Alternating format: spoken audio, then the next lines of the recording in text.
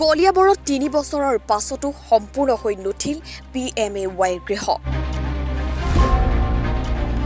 দেশৰ সকলো দৰিদ্ৰ পৰিয়ালৰ বাবে চৰকাৰে আগবঢ়াব একোটাকৈ পকী বাসগৃহ। গৃহহীন বা জৰাজীৰ্ণ অথবা কেঁচা ঘৰত বাস কৰা লোকসকলৰ বাবে এটা পকী ঘৰ প্ৰদান কৰাৰ লক্ষ্যৰে ৰূপায়িত প্ৰধানমন্ত্ৰীৰ আৱাস যোজনা আঁচনিখন এতিয়া ৰঙা ফিটাৰ মেৰপেচত। ৰাজ্যৰ আন প্ৰান্তৰ লগতে আৱাস গৃহ নিৰ্মাণৰ নামত কলিয়াবৰতো চলিছে অনিয়ম আৰু দুৰ্নীতি। সকলোৰে বাবে পকী ঘৰৰ সলনি কলিয়াবৰত দেখা গৈছে বিপৰীত প্ৰতিচ্ছবি।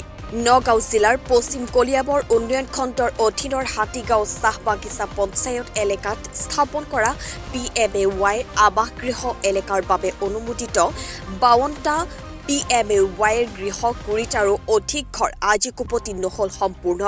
মাথো 3টা গৃহহে বসবাসৰ উপযোগী হৈ উঠিছে আজিৰ তাৰিখলৈ। 2020 বৰ্ষৰ 27 নৱেম্বৰত স্থানীয় বিধায়ক কেশৱ মহন্তই আধাৰশিলা স্থাপন কৰা আৱাসিক এলেকাটোৰ PMAY আঁচনিৰ ঘৰসমূহৰ দুৰৱস্থাৰ বাবে আজিও সোমাব পৰা নাই হিতাধিকাৰী। অনিয়ম আৰু দুৰ্নীতিৰ বাবে বহুকেইটা ঘৰৰ দুৱাৰ খিৰিকী নোহোৱাকৈ পৰি ৰৈছে।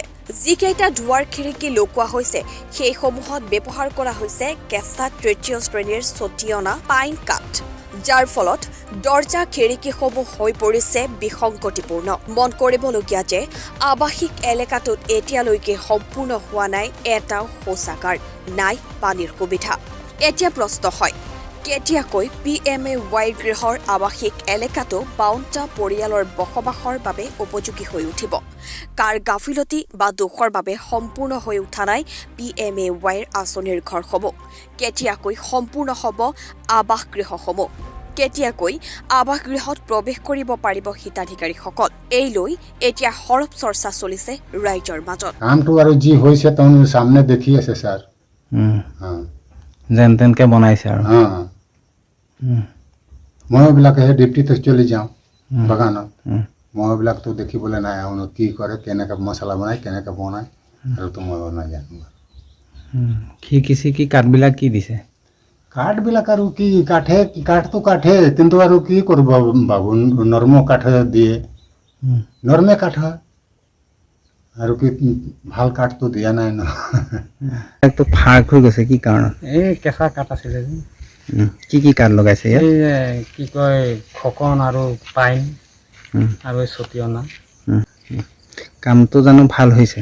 কামটোতো এনেই মই ভালেই কৰিছোঁ, কিন্তু কাঠকেইটা যে ফাঁক হৈ গৈছে যে কেঁচা কাঠৰ কাৰণে। কেঁচা কাঠ দিছে যে সেইকাৰণে ফাঁক হৈ গৈছে। কোনে কাম কৰিছে? এইটো কিশোৰ কৰ্মকাৰ। কি কৈছে? কামটো সোনকালে উঠাব লাগে, কেঁচা কাঠে লগাব? কেঁচা কাঠে দিয়ে বনাই দিছোঁ আৰু। কিমান মান কাম কৰা হৈছে? 30টামান পাল্লা বনোৱা হৈছে দৰ্জা। নহয়, তেনেকৈতো মানে মই জনামতে যেনেকৈ হ'ব আছিল তেনেকৈ মানে হোৱা নাই আৰু। মই যেতিয়া গৈছিলোঁ 8টামান যেতিয়া ঘৰ হৈছিলে, তেতিয়া ঘৰবিলাক ইমান অলপ ভাল নাছিলে মানে, যেনেকৈ হ'ব আৰু তেনেকৈ হোৱা নাই আৰু। কেঁচা কাঠ লগৰ কাৰণে এইবিলাক ফুলি গৈছে চাগে দৰ্জা। কলিয়াবৰৰ পৰা লক্ষ্যজ্যোতি বৰাৰ ৰিপৰ্ট, ডি নিউজ।